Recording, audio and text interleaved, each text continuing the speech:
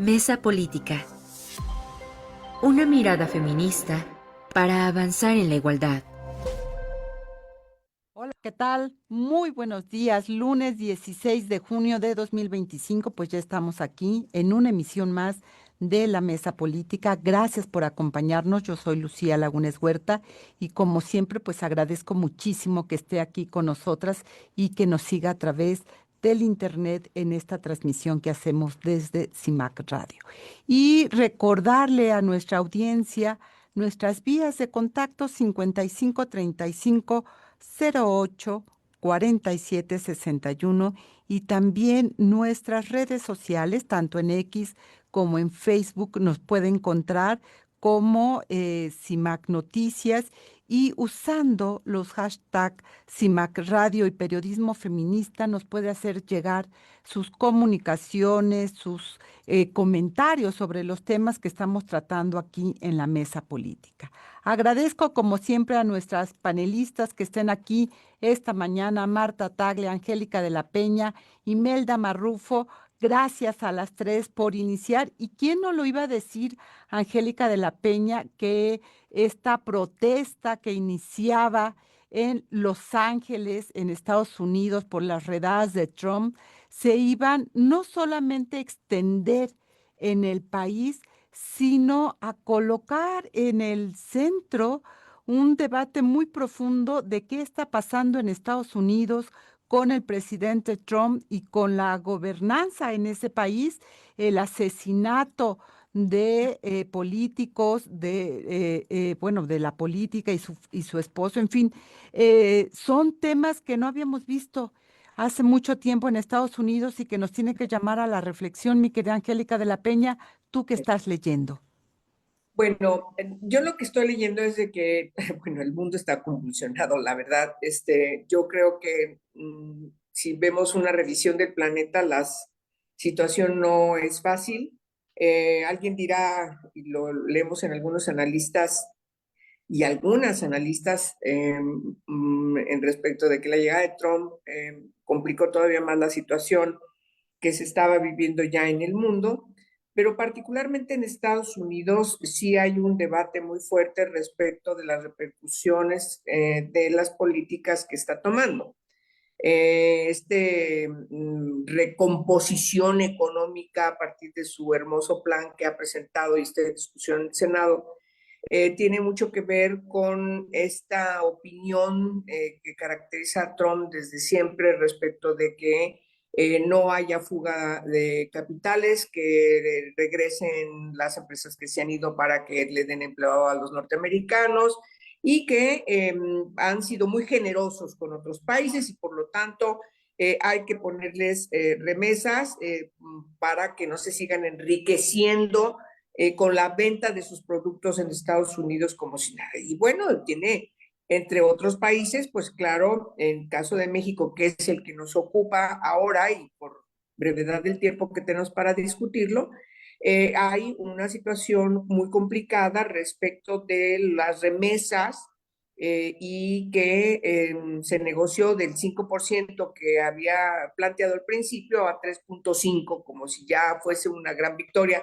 Recordemos que Marcelo Ebrard así lo presentó, ya nos fue muy bien, bajamos solamente punto y medio. Pues no, sigue la discusión y hay un gran debate y eso derivó precisamente en un comentario, si mal no recuerdo, creo que el 25 de mayo, en una gira en San Luis Potosí de la presidenta Sheinbaum, donde a propósito de las remesas, con el 5 para hacer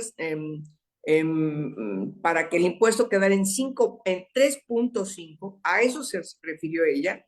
Incluso dijo, y lo leo textual, de ser necesario nos vamos a movilizar.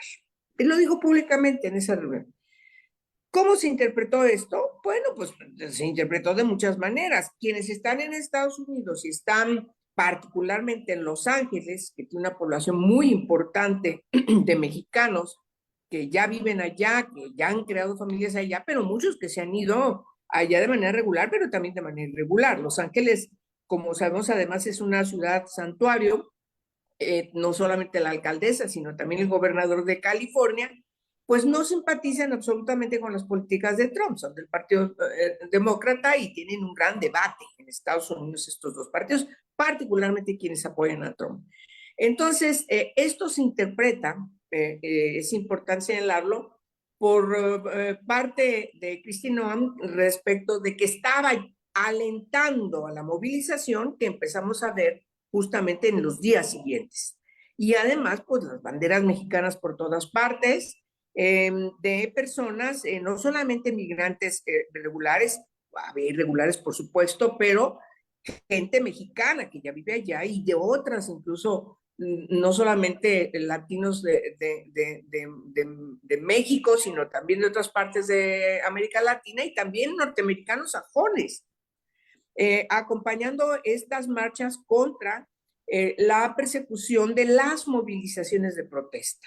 Eso me parece que la respuesta que estamos viendo en muchísimas ciudades, ya no solamente en Los Ángeles, lo estamos viendo en Nueva York, en Washington, en Seattle, en muchos lugares en Estados Unidos. Este fin de semana se contaron por cientos de movilizaciones de protestas contra la presencia de la Guardia Nacional y de los marines, ¿sí? De los marines de Estados Unidos, que estamos hablando de palabras mayores, como si estuvieran enfrentando al peor enemigo de la humanidad. Entonces, sí estamos frente a un debate muy complicado porque, pues en México, las mexicanas y mexicanos que han tenido que irse a Estados Unidos es porque necesitaban vivir, tener mejores condiciones de vida para ellos y para sus familias. Muchas familias están aquí esperando a sus padres, a sus madres que están allá.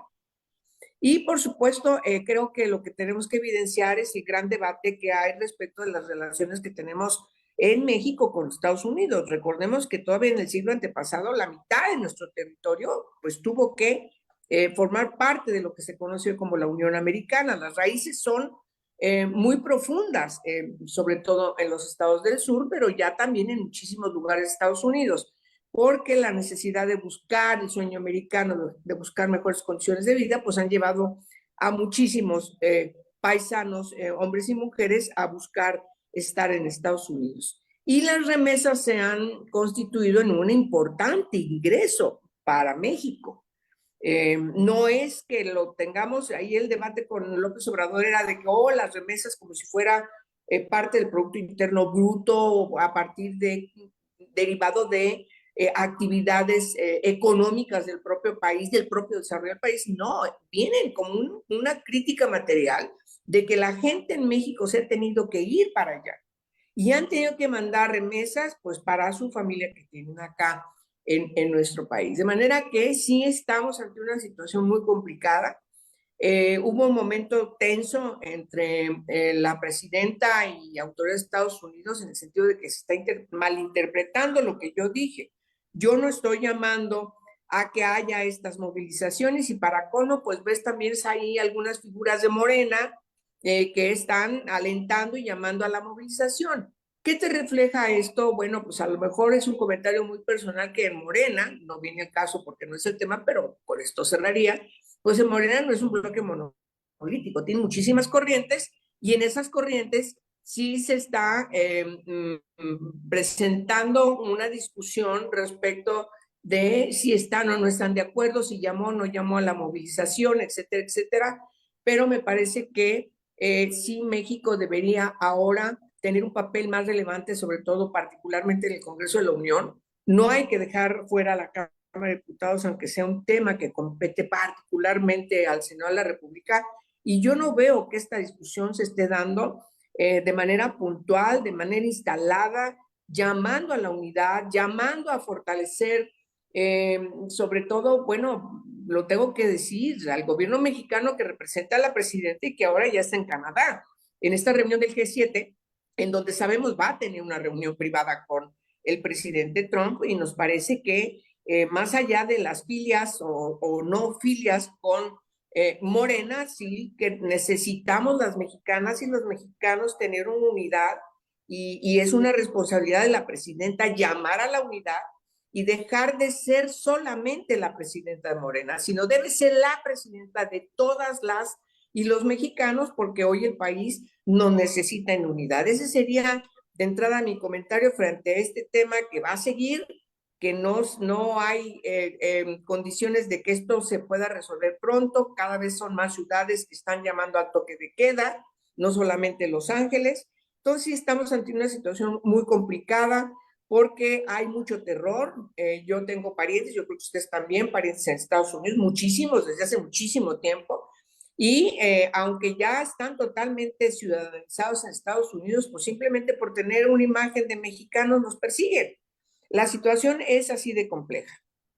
Muchísimas gracias, Angélica. Marta Tagle, la lectura que tú haces de este fenómeno antes de que nos vayamos al corte, donde además, bueno, una consigna, no reyes, ¿no? Un mensaje muy directo a Donald Trump.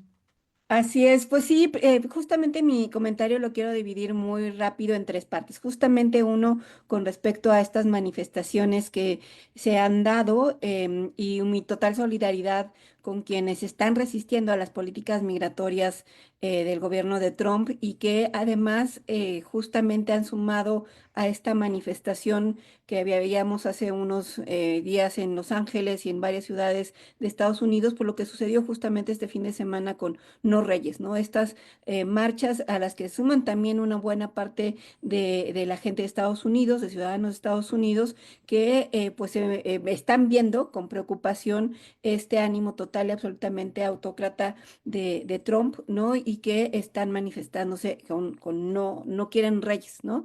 Y digo, desafortunadamente nosotros sabemos de esa historia, ¿no? Cuántos desfiles de tipo militar con esa fuerza de despliegue militar hemos visto en esta ciudad, además que aquí los tenemos más normalizados y en Estados Unidos prendieron muchas alertas. Entonces, lo primero es la solidaridad con todas las personas que se están resistiendo a estas políticas migratorias. No nos queda más, siendo ciudadanos comunes, más que manifestar eso y, por supuesto, todo lo que se pueda hacer desde este país. La segunda sí me parece una necesidad exigir al gobierno mexicano, porque más allá de los dimes y diretes de si yo convoqué o no convoqué a las movilizaciones y todo lo que se ha dado en las redes sociales, incluso vimos ahí a Landor respondiendo directamente a una mujer de Morena, el tema que está de por medio y que a mí me preocupa mucho es qué sucede con la defensa en los consulados de las ciudadanas y los ciudadanos, ¿no? Y yo creo que es ahí donde hay que poner la exigencia, o sea, más allá de las manifestaciones, más allá de lo que se dice, serio riesgo en el que se encuentran muchos de nuestros compatriotas y particularmente las mujeres que están siendo repatriadas a México sin ningún tipo de defensa. Entonces, una exigencia a eso. Y finalmente, mi último punto en esta intervención sería justamente esta visita de la presidenta al G7. México acude como invitado a este grupo y me parece una oportunidad excepcional para justamente poner sobre la mesa una serie de acuerdos en materia migratoria y por supuesto económica, porque no podemos seguir, ¿no? Bajo este asedio y amenazas que en la que nos ha tenido el gobierno de Estados Unidos desde que llegó Trump, que parecen años, ¿no? Y apenas van unos días, unos meses. Y yo creo que es una oportunidad excepcional esta que van a tener de reunirse Trump y la presidenta Claudia Sheinbaum. A ver qué sale de ahí, qué nos enteramos que salga de ahí, pero yo creo que esos son dos temas centrales, las políticas migratorias y, por Sí, supuesto, las decisiones económicas. claro que sí. Gracias a ti, a Cara Antonia Luján, por estar aquí. Saludos también para ella. Y recuerde todos los jueves a las 11 de la mañana a través de la frecuencia del 97.3 en esa radio, la retransmisión. Nos vamos a un corte de estación. Volvemos. Y bueno, recuerde 5535084761 nuestras vías de contacto, ahí nos puede encontrar. Imelda Marrufo, una primera lectura también desde ti, además una ciudad fronteriza donde tú estás. ¿Cómo miras lo que está ocurriendo en Estados Unidos? Que ya no solamente es Estados Unidos, las manifestaciones se hicieron también en México y en otros lugares, en otros países, precisamente porque creo que el fondo es más allá en términos de no solo el tema migratorio, sino el tema de la democracia.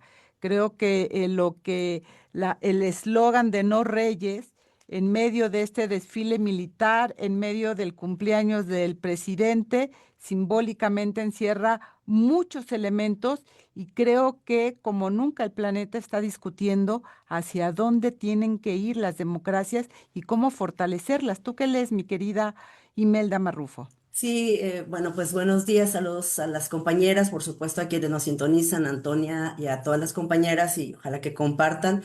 En relación con este tema, yo quiero, pues, Lucía, Marta, Angélica, aportar alguna información que me parece relevante. Creo que hay que recordar que las deportaciones ocurrieron de manera cuantiosa en los gobiernos tanto de Obama como de el anterior presidente, ¿no? Y en ese sentido, señalar que no han dejado de ocurrir y hay datos específicos para ello. Sin embargo, la manera, la forma de estas deportaciones y por supuesto lo que Donald Trump ha dicho desde hace tiempo atrás, ¿no? Que quiere deportar a 11 millones de personas migrantes, pues es la manera en la que cambia muchísimo todo este escenario. Comentarles que de acuerdo con la información del propio Tom Hoffman, que es uno de las personas encargadas de estas deportaciones, él ha comentado que, bueno, se ha comentado que han ocurrido hasta la semana pasada más de 139,000 deportaciones de migrantes. Anteriormente ocurrían o se daban 938 deportaciones diarias. Sin embargo, Lucía, con todo este planteamiento y de Donald Trump de presionar para mayor cantidad de deportaciones, es que estas se han triplicado de manera diaria. Estoy comentando que son deportaciones diarias. Esto significa que además ha bajado muchísimo la migración en las fronteras. Y esto ocurre, esto significa también que al momento de que bajen, se van hacia otras ciudades que se han considerado ciudades santuario. ¿Qué significa estas ciudades, no? O sea, el concepto de ciudad santuario significa que en esas ciudades, digamos, hay estipulado, ¿no? En los municipios, en esas ciudades, que no se, digamos, construye o no se aporta o no se trabaja con el gobierno federal de los Estados Unidos para deportar personas, ¿no? Es como una especie de protección jurídica o política, sobre todo, en esos lugares. Tal es así el estado de California, Nueva York y otras ciudades como 200 más, Lucía. Entonces, lo que está ocurriendo es que hay una, y ahorita tú lo comentabas y preguntabas también a propósito de lo que ya Angélica y Marta nos decían, lo que ha ocurrido es que el gobierno federal, al gobierno de los Estados Unidos, le ha importado poco, ¿no? Digamos, esas normas jurídicas o disposición que existe. De ahí este tema, ¿no? Digamos, del gobernador y la propia alcaldesa de Los Ángeles, que ha señalado efectivamente esta no atribución por parte del gobierno federal de solicitar la guardia porque no había elementos para ello. Entonces, digamos, existe nada más un poco, existe esta protección, digamos, política en estas ciudades en las que no se debe de intervenir de la manera en la que se está haciendo. No quiere decir que no se haya deportaciones, insisto, esta triplificación de las redadas y de las deportaciones es lo que ha extendido, pues obviamente, las protestas. Entonces, a mí me parece que eso es como una parte importante que hacer, en qué sitios o en qué lugares, pues, por supuesto, ahora a rajatabla, Lucía, porque ¿dónde están? Bueno, yo también, al igual que lo comentaba Angélica, pues yo también tengo muchos familiares y familias migrantes, algunos ya, digamos, legalizados con documentos, otras en una situación, evidentemente, pues así, ¿no? De irse a trabajar. Y los propios lugares donde trabajan las personas migrantes son construcción, agricultura y servicios. Y entonces me parece que ahí toma mucho sentido lo que ya Marta nos decía ahorita, ¿no? Yo también apelaría, Marta, a lo que tú has comentado, de todo un trabajo que se requiere el gobierno mexicano de abogacías y de lugares para poder salvaguardar la integridad de las personas migrantes, sobre todo de las mujeres, Marta, porque finalmente en estas deportaciones hay muchos asuntos y muchas cosas de violencia sexual contra las mujeres, que son principalmente las que poco se dicen y las más atacadas en eso. Entonces, Yo diría que ese es el gran asunto que está haciendo el gobierno mexicano, sobre todo, no solo con las personas migrantes que no tienen documentos, sino también con aquellas, Marta, porque efectivamente también hay deportaciones independientemente de que tengas un estatus migratorio, incluso ya legalizado en cuanto a esa situación. Me parece que ahí están como los temas, es decir, las deportaciones han existido, pero la forma en que Trump lo ha llevado a cabo, mi querida Angélica, es precisamente una de las elementos que coloca, digamos, las movilizaciones, la forma, el llegar con la Guardia Nacional, el hacer las redadas en los lugares que saben perfectamente que van a encontrar a la población migrantes, como lo acaba de decir Imelda, ¿no? El Office Depot, en fin, etcétera, es parte de lo que está señalando. Pero Marta decía, bueno, y tú también lo señalabas, Angélica, la presidenta tendrá la oportunidad, la presidenta Sheinbaum va a tener la oportunidad de dialogar con Trump en el G7. ¿Con qué va a negociar? Me pregunto, ese hombre un día piensa una cosa, actúa de otra, que se siente por encima del mundo, ¿con qué puedes negociar y colocar, digamos, la defensa de tus connacionales con un hombre tan autoritario como es Trump? Bueno, para detener estas actitudes xenofóbicas, porque las detenciones se dan a partir del color de piel, de la fisonomía. Hay que decirlo con toda puntualidad. En todo lo que no sea blanco, sajón, con las características de este tipo de personas, pues que son todas las demás, son presa de actitudes xenofóbicas de Fox. ¿Saben cómo va a ceder? Con la parte económica. Si algo caracteriza a Trump, es lo que yo pienso, bueno, hoy lo he leído también de muchos analistas, es que va a tener que sopesar los costos económicos de sus propias decisiones y las va a tener que recomponer. Y en ese sentido llama la atención cómo las distintas organizaciones de empresarios norteamericanos, sobre todo del campo, de la parte restaurantera, de este tipo de servicios, ya empezaron a decir, a ver, esto nos está afectando de manera tremenda. No hay forma de sustituir a las personas migrantes, más allá si son regulares o no, porque para el caso, insisto, los persiguen, los detienen a partir de su apariencia, ¿sí? Es una actitud xenofóbica, racista, discriminatoria de manera grave, ¿sí? Pero las repercusiones en este tipo de economías, que son muy poderosas en Estados Unidos, pues ya está moviendo a todos quienes están contratando a personas migrantes y que ya se está reflejando en que no tienen personas. Eso me recuerda a aquella película de Un día sin mexicanos que deberíamos volverla a ver, en donde prácticamente se paraliza Estados Unidos, ¿sí? Bueno, pues es lo que está pasando ahora. Entonces, ¿qué es lo que va a mover a Trump? Pues no sé, no abogar a que es buena gente, no. Que se va a conmover, no. A su humanidad, no. Lo va a mover el asunto del dinero, el asunto de la economía. Mi querida Marta, sin duda la invitación que hace Canadá a Sheinbaum en materia de invitarla por no ser parte del G7 es también una señal de la alianza entre Canadá y México para enfrentar a Donald Trump en medio de una negociación que tendría que estar en los tres países por el Tratado de Libre Comercio. ¿Qué tanto Canadá también puede influir ahí para que Trump baje esta persecución hacia la población migrante, que además le está bajando puntos en términos de popularidad? Sí, yo sin duda coincido en ese sentido con lo que ya planteaba Angélica, en el sentido de que al final de cuentas, entre países no hay amigos, ¿no? O sea, me refiero, Estados Unidos y Canadá no van a actuar como si fuéramos amigos. Hay intereses de tipo político y económico, y me parece sin duda que los intereses económicos de la región del norte está pues centrada justamente en las alianzas que se puedan generar justamente entre estos tres países, ¿no? Y particularmente, pues viendo que Trump está generando políticas que afectan directamente a Canadá y Estados Unidos, es pues bastante evidente o necesaria el fortalecimiento de esta alianza para hacerse fuertes.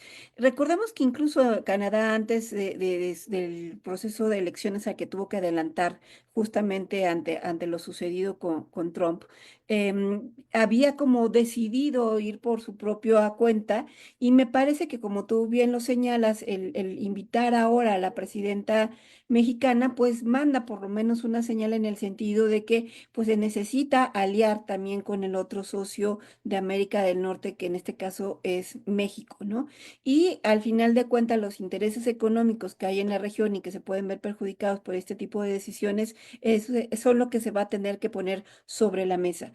Y como bien también comentaba Angélica, el gran problema que estamos viendo es que estas decisiones erráticas de un hombre colérico que un día dice una cosa, otro día la magnifica, pues está teniendo repercusiones de tipo económico también para su país, que al final de cuentas me parece que si algo lo va a lograr centrar es el tipo son las cuestiones económicas, ¿no? O sea, no va a haber nada más que lo convenzca, y ni siquiera la pérdida de popularidad. La pérdida de popularidad va a estar relacionada directamente con el poder adquisitivo de las y los personas que viven en Estados Unidos, que se ven afectadas por este tipo de decisiones. O sea, a él no le interesan los derechos humanos, no le interesa la migración como tal, o que se violenten los derechos de las personas, sino sus intereses son económicos, y es lo que lo sostiene ahí. Entonces me parece que sí, también esta reunión de G7 es una posibilidad que tiene México de aprovechar y avanzar este enlace con Canadá, y de fortalecer esta alianza de cara a lo que la región requiere, y sobre todo pues teniendo de frente pues lo que está sucediendo en el mundo. O sea, el mundo me parece además que está en este momento muy convulsionado. O sea, no podemos también dejar de ver a lo que está pasando en Medio Oriente, ¿no? Y económicamente me parece que Estados Unidos pues tampoco le conviene estarse peleando con sus socios justamente de cara a lo que está sucediendo en otras partes del mundo. Pero como bien dice de Trump, no podemos esperar nada razonable, pero de cualquier manera, digamos que el tema económico es lo único que lo puede centrar en tomar una decisión diferente. Pues ahí estamos, vamos a ir a un corte de estación. Norma Laguna, muchas gracias por conectarte y por tus comentarios. Recuerde 5535084761. Vamos a un corte de estación, volvemos. Recuerde que todos los jueves a las 11 de la mañana nos puede escuchar en la retransmisión que se hace en el 97.3 de FM en Nesa Radio, y también recordarle nuestro número de cabina 5535-084761 para que nos haga llegar sus comentarios. Seguramente usted también tiene familiares en Estados Unidos, cómo le están viviendo, qué está pasando y qué lectura también están haciendo de la política de Donald Trump hacia pues la población migrante y hacia, digamos, la migración en general.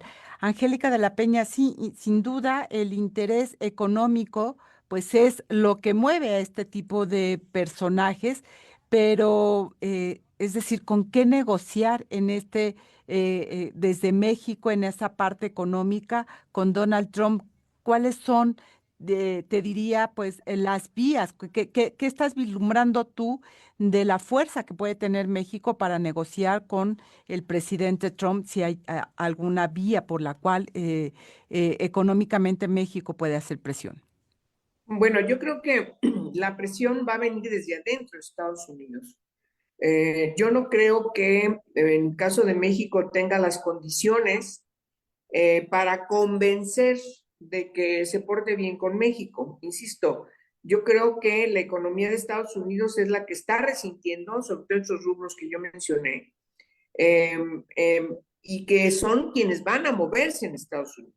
Me parece que también ya hay manifestaciones de una discusión interna dentro del Partido Republicano y eso también se va a reflejar seguramente en las decisiones que se tome en el Senado o en la Asamblea de Representantes. Me parece que hay una preocupación legítima de parte de republicanos en el sentido de que el año que entra enfrentan una elección intermedia y que en esa elección intermedia pues pueden perder el control de estas dos cámaras. Entonces es la política, es la economía, es la situación, como dice Marta, recordándonos que ciertamente Estados Unidos, aquella frase en el porfirismo de que México, de que Estados Unidos no tiene amigos, tiene intereses, pues eso es lo que va a mover.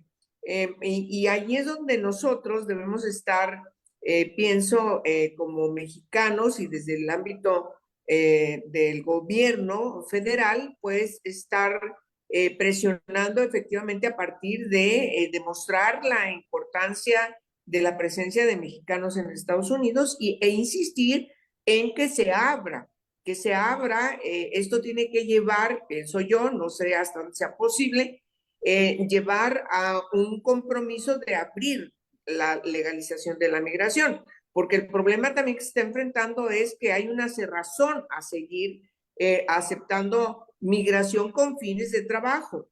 Y yo creo que esto tiene que medirse a partir de cómo influye la presencia de personas inmigrantes en la economía de Estados Unidos. Y bueno, me parece que eso sería lo plausible, porque además tienen un problema gravísimo. La frontera de más de 3,000 kilómetros con México nunca va a poder cerrarse totalmente.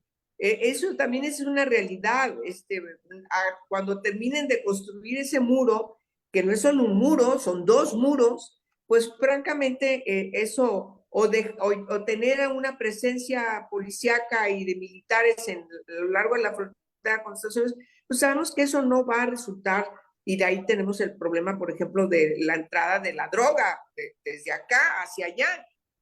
Hay montones de migrantes que buscan siempre, es decir, hay un problema que no se ha podido resolver, ni creo que se pueda resolver porque la orografía permite que siempre encuentres recovecos para seguir pasando este tipo de irregularidades, pero también de ilegalidades. Entonces, lo que se tiene que instalar, vaya, es la política, no la respuesta militar o la respuesta policíaca o la presión como Trump lo está haciendo, sino que tiene que haber, y ojalá que desde la parte mexicana se tenga todas las características profesionales, diplomáticas que se necesitan para llegar a sentarte en la mesa y a sentarte en la mesa con quienes tienes que hablar.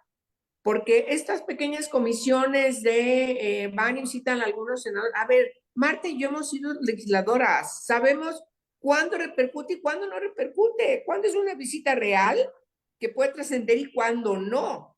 Y todo tiene que ver con quién te vas a reunir y tienes que hacerlo integralmente.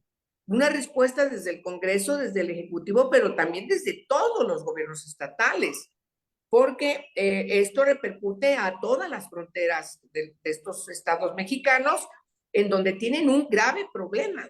Simplemente visitar Ciudad Juárez, que aquí tenemos una autoridad que nos lo puede decir con toda certeza y conocimiento de causa, pero Tijuana es un desastre. Y así tienes muchos lugares en donde hay una falta de gobierno, pero también muy peligrosos, ¿no? Porque el gobierno no existe, entonces, ¿quiénes son los que gobiernan? Es decir, el problema, querida Lucía, es muy complejo. Tiene muchas situaciones que tienen que no verse de manera aislada, sino que se tienen que contemplar desde un enfoque de Estado, y me parece que todavía no se refleja un comportamiento de esas características hoy tan necesarias e imprescindibles en quienes están gobernando el país. Y en medio de eso, Imelda Marrufo llega a Claudia Sheinbaum con una calificación además en términos de paridad del ranking que coloca a México. ¿Tú miras que eso puede pesar en esta negociación o en este diálogo que pueda tener con Donald Trump, nuestra presidenta? Es decir, ¿dónde queda ese peso político que podría ser una palomita para la presidenta mexicana? Sí, sin lugar a dudas, bueno, comentar que efectivamente la presidenta días atrás ha comentado que ella va a aprovechar pues la oportunidad para defender a los migrantes, en sus discursos lo ha dicho. Sin embargo, yo quiero nada más recalcar que el G7 pues es un grupo de países ricos que principalmente se ve una agenda más global, más de seguridad, etcétera, etcétera, y que en los temas generales del G7, incluso de sus invitados, estará en medio todo el conflicto de Medio Oriente que se ha desatado, digamos, días atrás y que eso estará dentro de la agenda principal. Sin embargo, en el poco tiempo que pueda tener la presidenta querida Lucía, para poder hablar con el presidente Trump, pues va a ser poco tiempo, va a ser de manera muy breve y habrá que ver, compañeras, de esta mesa, pues lo que salga a decir de esa reunión breve Trump, ¿no? ¿Qué ocurrió? Y lo que salga a decir la presidenta. Porque aquí, como ya hemos visto, los discursos pues varían y muchas veces son en contrasentido. Trump dirá lo que él le dijo a la presidenta que tenía que hacer y la presidenta seguramente dirá que eso no ocurrió así, que ella lo dijo, que ella defendió a los mexicanos. Entonces me parece que también allí hay una narrativa, digamos, que se va a construir y que podría ser totalmente encontrada, Lucía. Ya hemos visto lo que Donald Trump dice que dijo, ¿no? Entonces, digamos, para saber lo que ocurrió, habrá que ver los memorandos o lo que nos digan oficialmente que se va a dar. Entonces, yo, digamos, ahí, pues más bien estaría como a la expectativa de lo que cada quien nos vaya a decir. Y más bien lo que creo que habría nada más que centrar en este tema y para ir avanzando también, Lucía, en lo que hay que ir analizando, decir, sobre todo más por quienes nos escuchan aquí en el programa, que yo sé que son también familias de personas migrantes, Norma, otros compañeros, compañeras, pues también decir los impactos que va a tener para México, ¿no? Y las políticas que el gobierno, lo que creo que nos tendría que decir es frente a los impactos de las familias que dependen de ese dinero, del dinero, ¿verdad? De la situación económica, a veces totalmente de lo que mandan los familiares, pues se queda en una situación de mayor precariedad. A mí me parece que ese es el tema que no estoy viendo y por supuesto también del presupuesto que se tendría que asignar para estas oficinas de defensa de las personas que viven en Estados Unidos, porque es carísimo. Bueno, se los digo como fronteriza también, ¿no? O sea, es carísimo poder tener un abogado, abogada para los llamados perdones, ¿no? Que son estas figuras, cuando por cualquier cosa te pueden quitar la visa, Lucia, por una situación de tránsito, de lo que sea. Es carísimo todo ese tipo de cosas. Por eso me parece que la respuesta que yo quisiera como escuchar de manera más clara de la presidenta del gobierno mexicano es este tema de cómo se van a definir los presupuestos para estas oficinas. ¿Habrá, no habrá? Este tema no lo tenemos nosotras, o sea, no lo vemos. Y la otra sobre la situación de mayor pobreza y precariedad de las familias que dependen, porque además a quienes deportan, Lucía, estamos hablando de personas de 30 años, a veces 40 años, 20 años, que tienes todo tu patrimonio construido allá y que te quedas sin nada, ¿eh? Entonces, ese es el punto que a mí me gustaría como, digamos, enfatizar. Toda tu vida, digamos, laboral, productiva, se Sí. desarrolló en Estados Unidos. Ahí hiciste tú, como bien señalas, Imelda, tu patrimonio y con la deportación lo pierdes, pero no solo lo pierdes tú, lo pierde también la familia. Marta Tagle y Imelda vuelve a recuperar algo que tú señalabas, los consulados. ¿Cuál es la tarea? ¿Qué acciones están haciendo los consulados? Una idea y recuperamos contigo en el siguiente bloque, Marta Tagle, para continuar con ello. Sí, es que algo que me parece bien importante señalar es que las políticas de autoridad del gobierno anterior, si alguien afectó, justamente fue a los consulados. Recordemos que además hubo toda esta idea de tasar los ingresos en pesos, ¿no?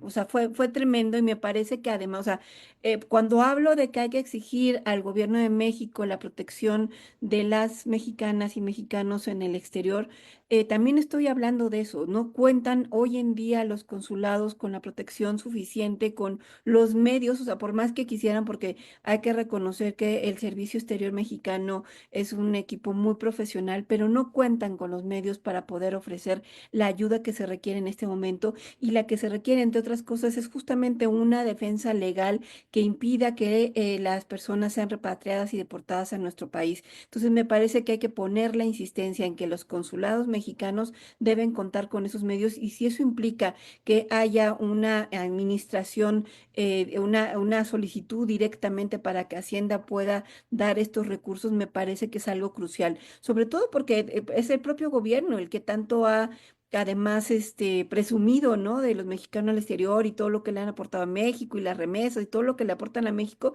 Bueno, pues todo eso está en riesgo sí. Además, no se les apoya en estos momentos en que están siendo perseguidos, no pueden llegar a sus audiencias porque saben que ahí los van a atrapar, y eso también genera un problema legal. Entonces, hay un montón de cosas que requieren que se les atienda y que no se sientan realmente, que no estén acompañados, pues. Y ahí están los comentarios también. Y vamos a seguir. Gracias, Ana Murillo, a Yair Hernández por sus comentarios. Vamos un corte de estación y volvemos.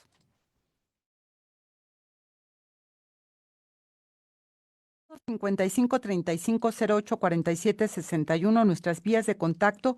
Recuerde, también nos puede encontrar en las redes sociales como CIMAC Noticias, y le invito a que haga sus comentarios. Este es un tema que no se va a agotar el día de hoy, que lo hemos visto desde la semana pasada, que lejos de disminuir ha ido creciendo, que ha estado tocando dimensiones muy importantes, ya lo han colocado acá, y que, bueno, sigamos manteniendo la comunicación, la atención de lo que esté pasando.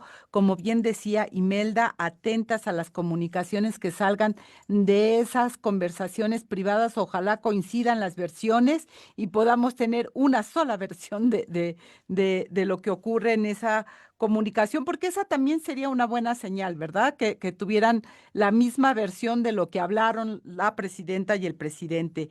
Y en medio de esto también nosotras tenemos unas tareas pendientes, mi querida Marta Tagle. No solamente, ya lo dices tú, con los consulados, la defensa de las y los compatriotas que están en Estados Unidos y que están enfrentando esta persecución xenófoba, como bien lo señalaba también Angélica. La fisionomía es suficiente para que te detengan, punto, tengas o no ya la residencia en aquel país, la nacionalidad, etcétera.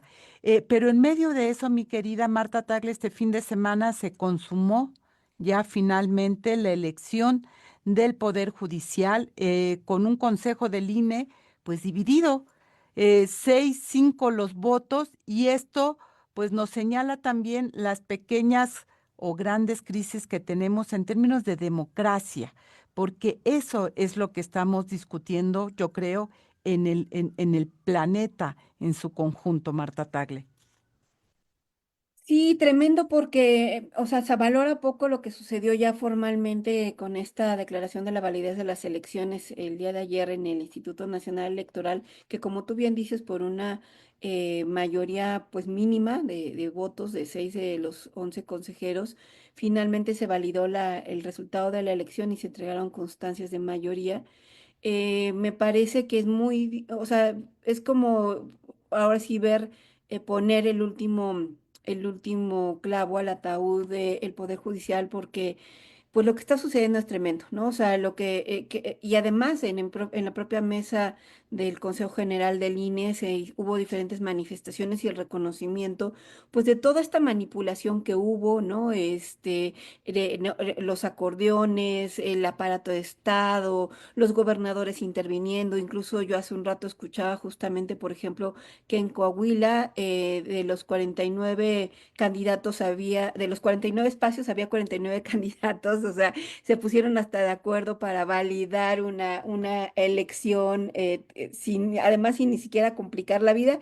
49 lugares, 49 nombres y solamente la gente podía ir a validarlo, ¿no? Entonces es muy tremendo por lo que esto significa, porque es un control del Poder Judicial, o sea, más allá de lo que ya hemos venido platicando en la mesa, que va a significar para la vida cotidiana de las personas y muy particularmente de las mujeres, el control del Poder Judicial por los gobernadores, por el poder total y absolutamente, porque además yo me cuestionaba, ¿qué es lo que sucede cómo fue que hicieron las personas para llegar a esos acordeones? O sea, ¿qué acuerdos hubo de por medio, no? O sea, no llegaron porque sí, cualquier nombre, no porque fuera el más popular, el más capaz, era el que tenía vínculos directamente con los gobernadores, con la gente de la 4T, con el poder, con la delincuencia organizada incluso.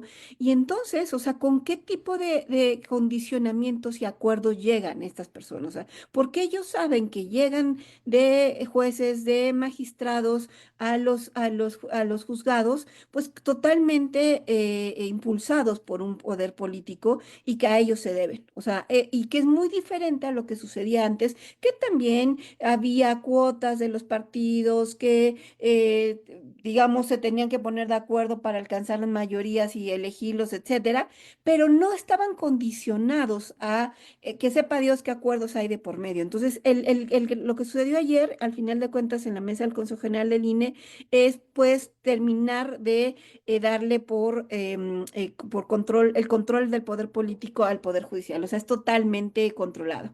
Y la otra parte lamentable es que justamente todo lo que sucedió, que quienes ya tenemos más edad, ¿no? Como varios de los que estamos en la mesa, pues nos tocó ver en otros momentos, ¿no? Que creíamos que ya habíamos logrado dejarlo en el pasado, o sea, todas estas prácticas que tenían nombres como el ratón loco y todo esto, pues al final de cuentas ahora está perfeccionado, pues, o sea, la manera de hacerle trampa a la elección, validadas por el Instituto Electoral, o sea, para mí fue muy decepcionante, digo, seguramente no podía esperar nada menos porque ella también llegó muy condicionada y con acuerdos en el político, pero la presidenta del INE diciendo que eso no era lo importante, sino lo importante es que había podido haber una elección.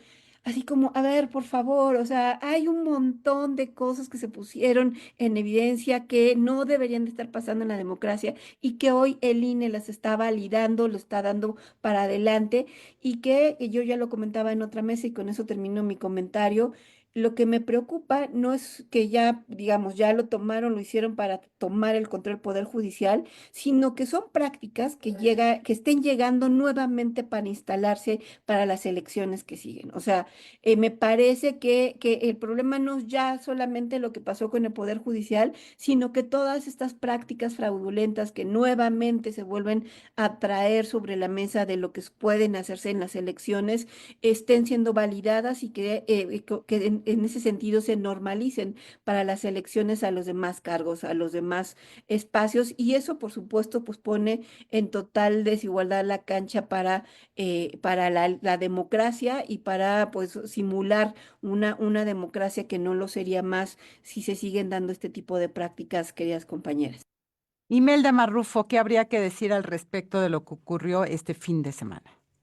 Sí, Lucía, bueno, nada más recordar y citar que hay una postura de 5 consejeras y consejeros que a mí me parece que es valiosa, Marta, Angélica, y que de alguna manera cuando les escuchaba pues me sentía bastante identificada. De hecho, la semana pasada justo estuvimos aquí en esta mesa comentando a detalle un poquito más lo que vimos en las elecciones. Entonces, rescatar eso dentro de las posturas de línea, a pesar de lo que ya Marta nos ha dicho. Y me parece nada más señalar un tema de fondo, ¿verdad? Si bien en México ha avanzado en materia de paridad, como ya lo hemos visto y se decía, lo leíamos en los rankings a nivel global, Me parece que hay un gran tema aquí de lo que estamos hablando, porque pues este avance no significa, ¿verdad? Las 5 o 7 mujeres que serán magistradas, las ministras de la Corte, las magistras en las entidades, no necesariamente representan a aquellas mujeres que son las que más conocimientos tienen en el enfoque de igualdad y en la perspectiva de aplicación de la justicia con este enfoque. De hecho, las perdimos, compañeras. Ya revisando, digamos, cómo quedaron las magistraturas en los estados, perdimos aquellas mujeres, las juzgadoras con más experiencia, que tenían más capacitación, conocimiento, compromiso con sentencias, con sentencias de esas, pues de las más importantes de las que nosotras nos sumamos para en esto. Entonces perdimos eso, ¿verdad? Es decir, qué bueno, y yo creo que nada más reconocer en este escenario también, compañeras, que ustedes y otras mujeres han luchado mucho por la paridad en todo, que por cierto, hoy en México pues se ha avanzado de esa manera. Yo creo que todas las reconocemos, aunque haya quienes no reconozcan que es a feministas a quienes les deben sus lugares y ocupaciones, pues eso dice mucho. Entonces yo quisiera, Lucía, comentar destacando esta parte, que qué bueno esa postura porque nos identificamos muchas personas de las que votamos, no votamos y anulamos, y que sí es un mensaje importante recalcar para lo que viene, porque también lo seguiremos hablando, Lucía, vinculado con el tema de la paridad, si me permiten, es este tema de cómo quedaron los poderes judiciales también en los estados, ¿verdad? Como no solo en términos, estoy hablando de paridad, Lucía, Marta, en términos del número, que qué bueno, digamos, porque eso ha permitido muchísimo, ¿no? Ese camino que se ha construido gracias a ustedes y a otras más, en definiciones. Pero ahorita, ¿cómo quedamos en términos de con quién van a jugar, entre comillas, los nuevos funcionarios y funcionarios en el Poder Judicial? Si con los legisladores, con los ejecutivos o con la justicia que demandamos como sociedad. Gran tema, mi querida Angélica de la Peña. Bueno, a ver, regresamos a los 70s, 80s, cuando se empezó a discutir por la presión de la oposición la necesidad para México de una reforma político-electoral, legislativa, etcétera. Y bueno, lo que estamos viendo ahora es un retroceso a esas etapas en donde las discusiones se empezaban a dar logrando a pequeños triunfos graduales hasta finalmente tener el Instituto Federal Electoral, hoy Instituto Nacional Electoral, como un organismo autónomo, pero también un Congreso con mucho más representación de la oposición y sobre todo remarcar que no hubiera una sobrerepresentación que no se ha cumplido, porque también perdimos el Congreso de la Unión. La Cámara de Diputados tiene una presencia de más de la votación calificada cuando solamente obtuvieron la mitad de los votos. Y en el caso del Senado, no podemos olvidar que pudieron concretar la decisión de eliminar el Poder Judicial a partir de la traición de 4 senadores, una senadora y 3 senadores. Uno se ausentó y 3 más se fueron a Morena. De no haber sido así, pues simplemente no se hubiera logrado la reforma al Poder Judicial, es decir, la desaparición del Poder Judicial, pero también en la Corte. De 8 que se tenía ministras y ministros, finalmente a 1 lo perdimos, ¿sí? Entonces, López Obrador se salió con la suya.